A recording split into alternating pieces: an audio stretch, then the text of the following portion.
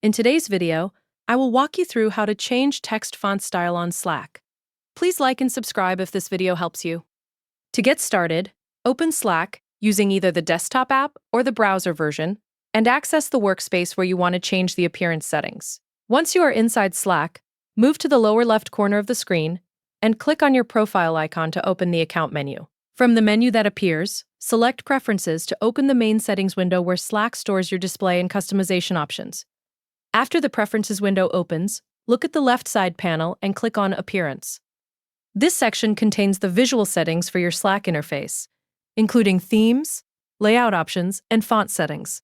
Under the Fonts section, you will see the available text style options that Slack provides. Click on the font style you want to use, and the change will apply automatically as soon as it is selected. You will immediately see the updated font throughout the Slack interface, allowing you to preview how messages and workspace text will look with the new style applied. If you want to compare different font styles, you can continue clicking through the available options until you find the one that matches your preference. The changes update in real time, so you can check the appearance directly inside your workspace while adjusting the settings. Once you are satisfied with the font style you selected, close the Preferences window to return to your workspace.